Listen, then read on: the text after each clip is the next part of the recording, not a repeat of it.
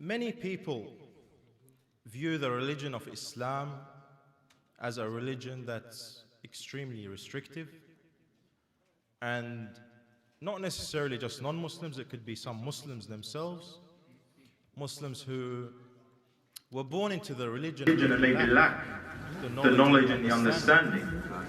They view Islam as a religion that's restricting, a religion that may be oppressive in some way, in the sense that it's a religion that pretty much has a rule for every single thing in life. When you compare it to other religions, other ideologies, nothing compares. Because in Islam, there's a rule and there's a regulation for every single aspect. And so, it's very important that as a Muslim, you know these rules. You know what's halal and you know what's haram. You know the ahkam al-shar'iyyah. However, what's even more important and what's absolutely essential is that you not only know what's halal and what's haram, you not only know the rules, you know why we have the rules. Because Islam does not want people to follow blindly. Islam does not want people who are born into the religion and all they know from the religion is that their parents are Muslims and that their parents do this or don't do that, and that's why I am the way I am. Islam wants strong Muslims, knowledgeable Muslims, wants you to study your religion, so that when you are out there and someone comes to you who is a non-Muslim and asks you a question, for example, you have the knowledge, you know why, you answer. Because only then can you move from being a Muslim to a mu'min. When you increase your knowledge, when you know why things are the way they are. When it comes to the topic for tonight, the discussion of tonight, which is a very important topic, whether we like it or not, whether we want to accept it or not, it's an important issue, the issue of intoxication, of alcohol and gambling, is not just an issue that's important here in the West, it's an issue that's important wherever you go. Even in the Middle East, Islamic countries, that's on the rise. Alcohol, drugs, gambling. And tonight, inshallah, we'll be having a look at the Islamic view or the Islamic position from alcohol, from intoxication, and from gambling. The holy verse which we began with states, يَسْأَلُونَكَ عَنِ الْخَمْرِ. They ask you about intoxication. What that gives us is what? The context of this question. The context of this verse, which is what? The fact that there's been many people asking Rasulullah about this issue. يَسْأَلُونَكَ. There's been many people, not one person, not two people. There's people that have come into Rasulullah and asking him about this, meaning it's an important issue. Important enough for Allah subhanahu wa ta'ala to reply in the Holy Quran.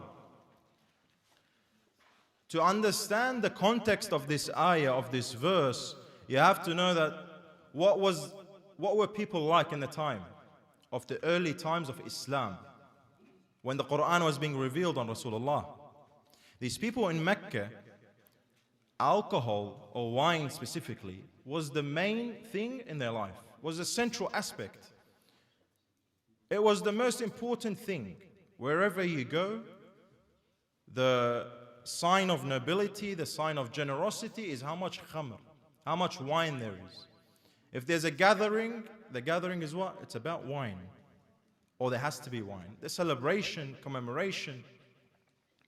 It was ingrained in their identity, in their culture. It's all about that. It was a main aspect of their culture. To the point where, when people started accepting Islam, they came to this one person and they said, "Are you going to become a Muslim?"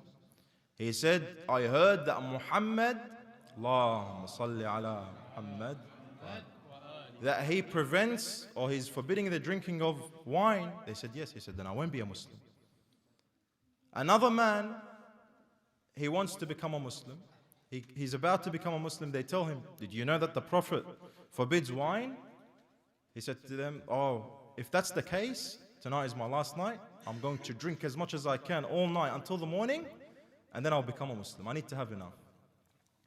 And the third is a poet. And this poet writes some poetry and says that if I were to die, bury me near a grape tree so that my bones can taste the taste of wine. That's how much they loved it. That's how much it was important to them. They couldn't celebrate without it. And ironically, it's very similar to today's day and age where there's no milestone, there's no celebration without that. That's how the people lived in the time of Mecca. So Allah Azza wa Jal, in His divine guidance, in His divine wisdom, He understands that these creations, it's not easy for them to change. Something so central in their lives, something so important. So Allah Azza wa Jal decides that the prohibition of wine and gambling will be in 3 steps. And I'll just like to pause here at this point. The religion of Islam on many occasions uses this approach, which is what? Gradual change in human beings. And we can use this point in our lives because, brothers and sisters, if you feel sometimes that you're drowning in sin, you're drowning in evil or corruption or wrongdoings, and there's so much things, and you feel overwhelmed, take the approach that Allah subhanahu wa ta'ala used, which is 1 step at a time. If you're doing 5 things that are wrong, stop one of them. Don't overwhelm yourself. Don't feel like you have to instantly become, the perfect Muslim. So stop 1 step at a time. So Allah subhanahu wa ta'ala said or decreed, first of all, what was the first step? قُلْ فِيهِمَا إِثْمٌ كَبِيرٌ وَمَنَافِعُ لِلنَّاسِ. The first thing is that they have a great sin, a great evil, which is the ithm, and some benefits. Now when it comes to these benefits, because the Quran says, قُلْ فِيهِمَا إِثْمٌ كَبِيرٌ وَمَنَافِعُ. What are these manafi'? What are these benefits that Allah subhanahu wa ta'ala in the Holy Quran says? Because you find that there are people who maybe they don't read anything from the Quran, or they're not near the Quran, yet they'll use these single verses to try and make what they do correct. Or you'll find non-Muslims come to you and they'll say to you, look, your own Quran says, وَفِيهِ مَنَافِعُ, and it has benefits. And I had a discussion, I remember one day, with a Christian friend, and that was part of the things that came up. Because they believe, wine is a good thing, and Jesus turns water into wine, and he says, look, even in your Quran, it says it has some benefits. However, brothers and sisters, you must understand that these benefits that the Quran is talking about, or Allah Azza wa Jal is talking about, are not health benefits. They're not benefits for the body, for the mind, for the society. These are benefits in terms of what? In terms of the commercial aspect, the financial aspect. Because, as I mentioned, that wine was a pivotal thing in their lives. It was most important. They drank it, they used it with their food, with drinking, with social gatherings, everywhere. So, meaning what?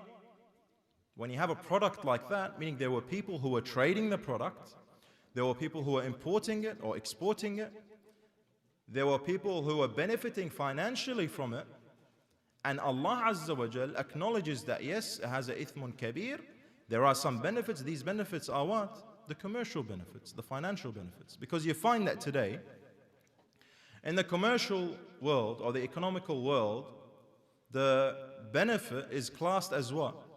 Is you have a need out there, and then you can satisfy that need, and you'll make a profit.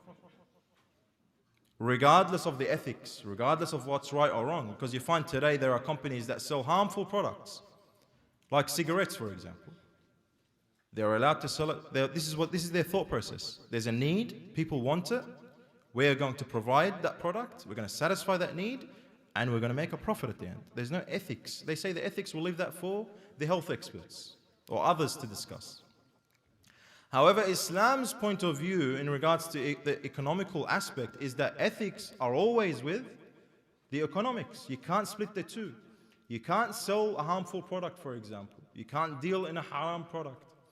We can't separate those two. So that's the benefit financial money, and Islam acknowledges that as the first step. Because brothers and sisters, we don't need to look at the religious aspect or narrations or the Quran to know that this intoxication, this alcohol, has absolutely no health benefits. In fact, if you were to log in today to the Australian government's health website, you'll find that they mention that this alcohol will pass through your stomach and your small intestine into the blood. And then from the blood, it will spread all over your body. It will enter into your brain. It will slow down your brain. And it will impair you physically, mentally, emotionally. And then it has all of these health risks. It will cause diabetes. It will cause weight gain. It will cause mental health issues, depression. It's the leading cause of suicide. It will cause, I think, 6 or 7 or more different types of cancers. It will cause infertility. It will lower the levels of testosterone. All of these different health risks associated in a physical sense to the body itself. However, the same website, I'm still referring to the website, the Australian government website, not the books of religion. They state that it also has social impacts. Meaning what? Meaning it's the leading cause of what? Violence, crime, murder. You have drunk drivers killing entire families, innocent families driving by in the road, and they're all dying because of one idiot who decides to what? To get drunk and drive. You have all of these issues that it causes, in terms of the physical aspect. So it's not just the physical aspect, it affects, as I said, society in general. It affects families. And alaykum as-salam.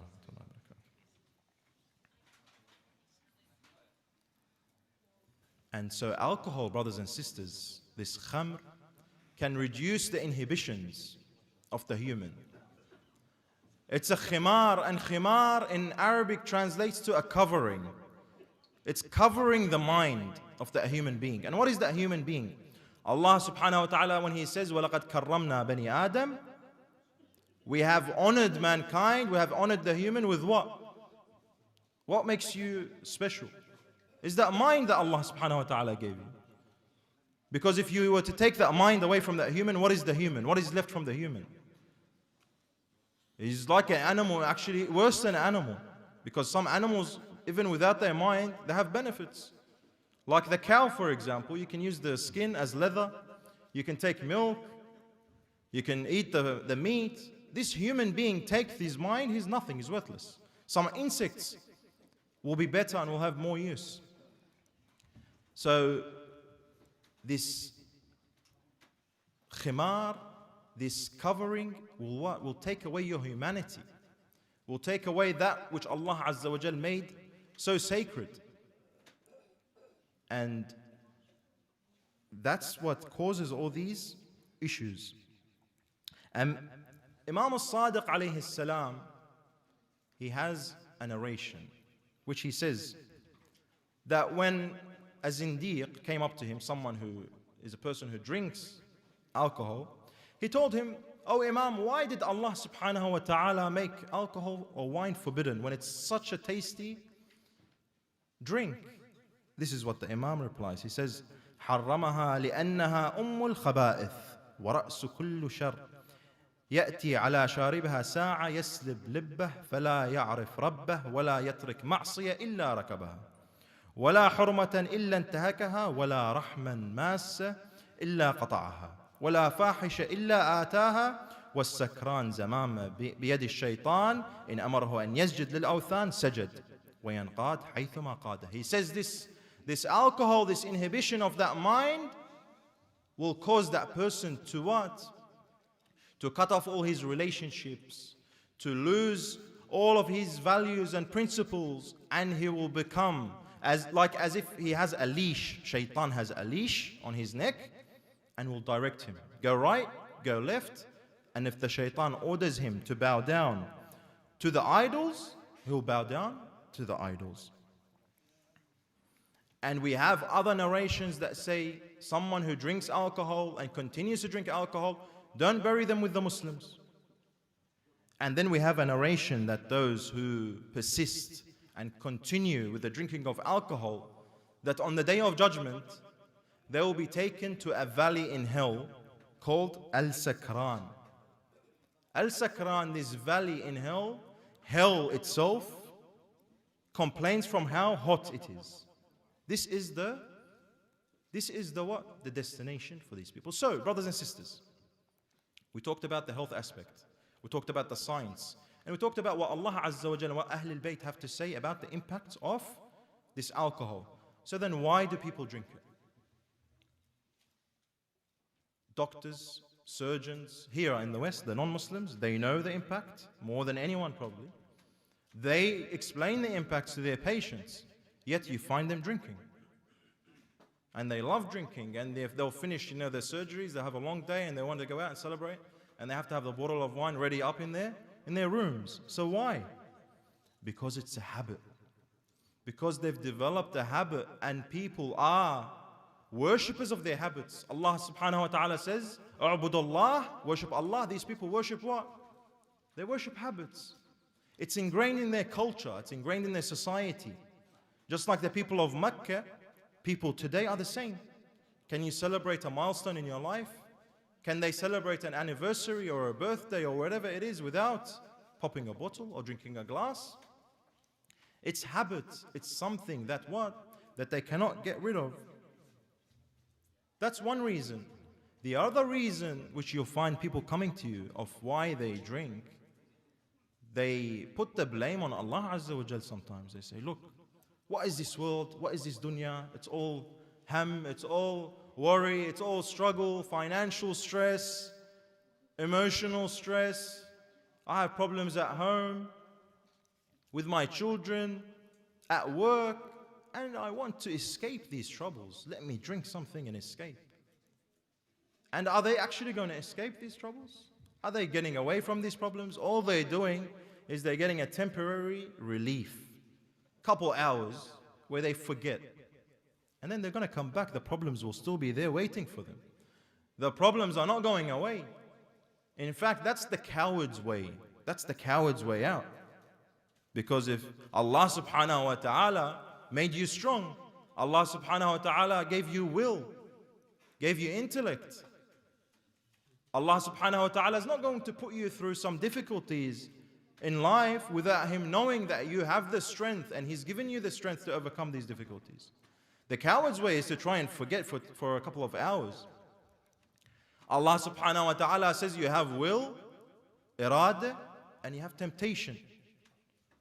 And if your will overcomes your temptations and your desires, then you're a human being, truly, in the sense that Allah wanted you to be. And if you let your temptations and your desires overcome your will that Allah subhanahu wa ta'ala has given you by giving you an intellect and a mind, then you're not really a human, and you're not really classed as a human in that sense. So you'll find that this is another issue. I'm escaping, I'm getting away, but it's not the reality of the matter. Another reason people will drink is social gatherings, social pressure, peer pressure. And this goes back to having the wrong friends, having the wrong companions, where you're forced kind of in a situation where now there's pressure on you. It's on the table. That's why our imams and our fuqaha say that if you're on a table where there's alcohol, you're not allowed to sit at that table. You're not allowed to drink from that table. You're not allowed to eat from that table. So people put themselves in these situations where they feel like they're facing that pressure, that peer pressure, and that's the way to fit in. And that's not what Islam wants from you. Islam wants you to have a strong identity. Be proud of who you are. If you're in a social event or a work event or a function, make it very clear, look, sorry, I'm a Muslim and I cannot sit at this table. You'll be respected even more. They'll acknowledge you, they'll understand, and they'll respect you. They don't respect someone who's scared from their identity or is trying to shy away from their identity. And then the third reason is people want to be modern. Look, we're living in Australia, we're living in Sydney, and we're modern, things have changed, times have changed. When in reality, if it's modern to drink, then were the people in Mecca and the people of Jahiliyyah, were they modern? Because wine was their main thing.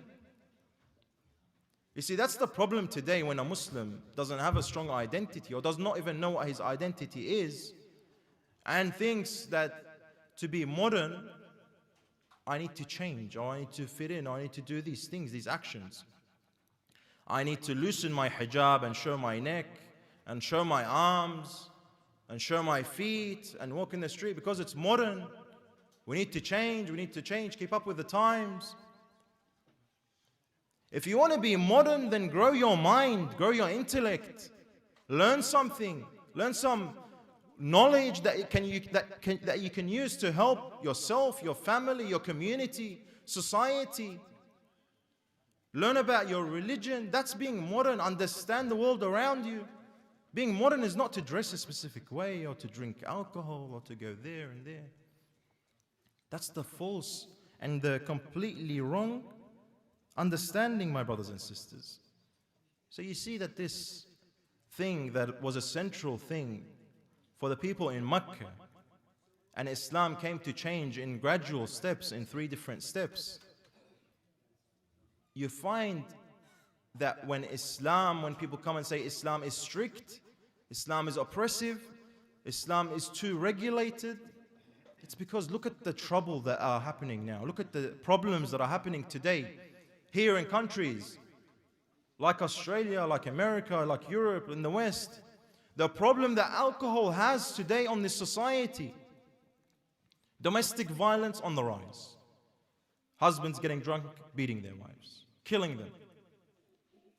Drink driving accidents. 29 people a day in Australia die from drink driving accidents. 1 every 50 minutes or so. Violence, homicide, killing, all of these problems that Islam identified at the time of the Prophet in Mecca and said that the way to overcome this, and if you look today, when you go to read the recommendations on how to overcome these addictions, the number 1 thing they say is self-discipline. Discipline yourself.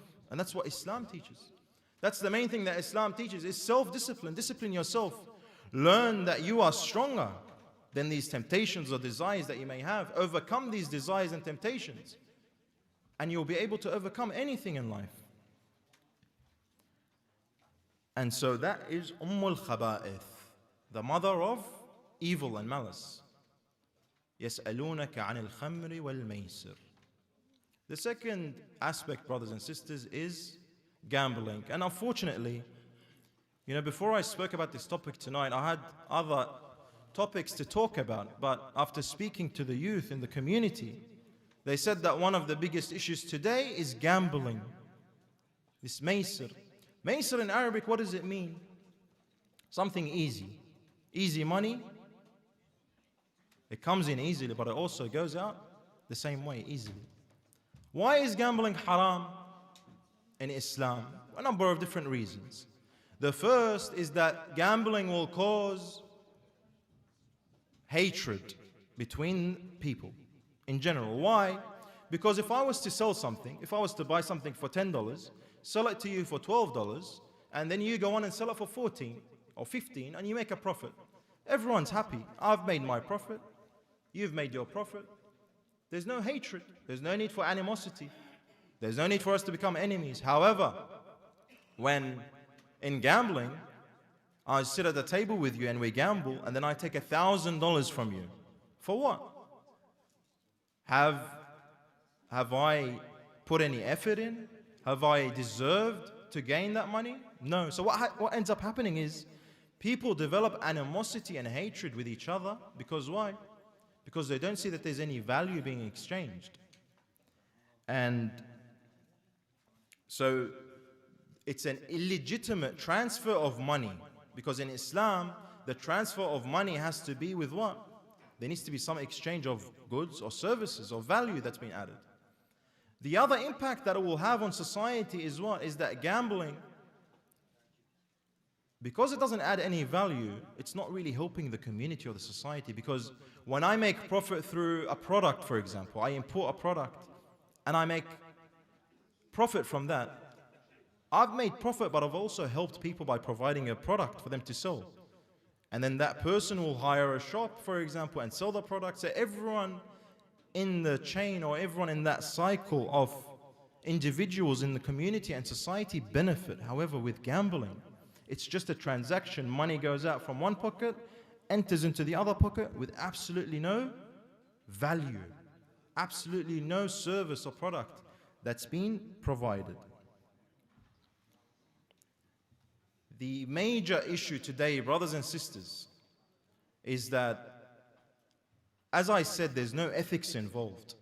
You find that alcohol, the number one cause of destruction in society, destroying families, causing lives to be lost, advertised 24/7. Wherever you go, you can't get away from it. TV, YouTube, wherever you go, it's advertised. Why? Because they don't care about the ethics. They don't care about the impact. The same with gambling. Gambling is also the brother of alcohol. Why? Because it also causes the same thing. It causes the destruction of society, the destruction of families. A brother comes up to me, a Shia Iraqi brother from Sydney, and says, there's a brother who's taken a $30,000 loan for gambling credits. Because to gamble, you can take credit for gambling. And he takes that money, he promised his wife a car, to buy her a car.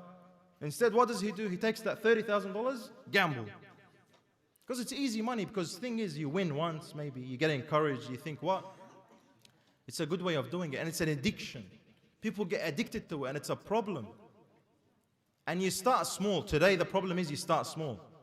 And they know how to attack, they know how to attract people. It's on the phone now. It's no longer you have to go and into a place, for example, and play that poker. It's on your phone now. There's an app. It's very easy. And I don't know, as Muslims, did we forget that gambling is haram? Because I find that a lot of people around us, they tend to proudly say that they gamble. Not just gambling and poker, betting. It's the World Cup. All right, did you put your bets in? Who did you bet on? It's like, it's a fun thing to do. When in actual fact, those three verses and the fact that alcohol is from the kaba'ir, gambling is also alongside it on the three of those verses that came for the tahrim. It's a big problem, it's a big issue, my brothers and sisters.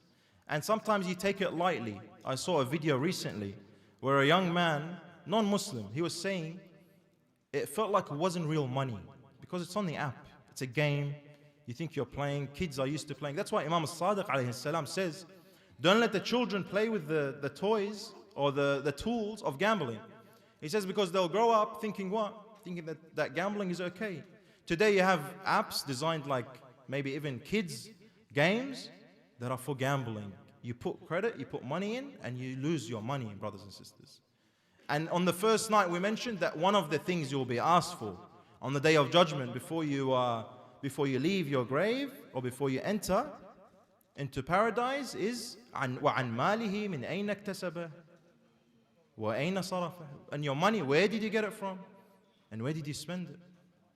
And if you win money from gambling and then you spend it on gambling, it's haram into haram. And do you know the impact of haram, brothers and sisters? Because the impact of haram is not just haram food, it's not just eating pork and bacon, it's food that you've bought with haram money. لقمة واحدة من الحرام تمنع استجابة الدعاء ل40 ليلة. One bite of haram will prevent your dua from reaching Allah Azza wa Jal for 40 days. And sometimes you'll sit and you ask, I'm praying to Allah Azza wa Jal, what's happening? Your dua is not being accepted. It's because only the pure things go up to Allah Azza wa Jal. Only when you have a pure mouth, a pure heart, will that dua reach Allah Azza wa Jal. Brothers and sisters, without taking too much of your time, I'm going to summarize in the following points. The first is that the human being has temptations all around them and has a will. And Allah Azza wa Jal placed that intellect and mind in our bodies for us to use to overpower and defeat those temptations. And when you use that will that Allah subhanahu wa ta'ala gave you to overcome your desires and your temptations, you will become truly a human that Allah subhanahu wa ta'ala has honored. And the other point is that self-discipline. When people tell you that Islam is restrictive, Islam is oppressive, Islam teaches you self-discipline. Islam gives you the tools. Islam teaches you to pray 5 times a day, to fast, to sacrifice. That's how you build that self-discipline and use that self-discipline to overcome your temptations. The second thing is that humans face myths and truths. The myths that what? That alcohol is good for you, that you'll win money from gambling, and you need to be modern. These are all myths, my brothers and sisters. And you need to not be a follower. You need to not be someone who just follows the flow. Whatever is happening, whatever my friends are doing or people that I know are doing, I follow the flow. You need to be a leader. You need to be a strong Muslim. And finally, my brothers and sisters, I'll leave you with this one thought. Imam Zayn al-Abidin alayhi salam, whenever he heard that someone drank alcohol, someone drank wine, he begins to cry. The tears start flowing on his cheeks. He says, I remembered when they took us into the mansion or the castle of Yazid ibn Muawiyah, and we can smell the wine coming from him and the alcohol coming from him. Brothers and sisters, we are followers of who? Are we followers of Yazid ibn Muawiyah? Because brothers and sisters, if you go near these things, Yazid was the one that gambled. Yazid was the one that drank alcohol. If you follow these things and these temptations, then you've become like Yazid.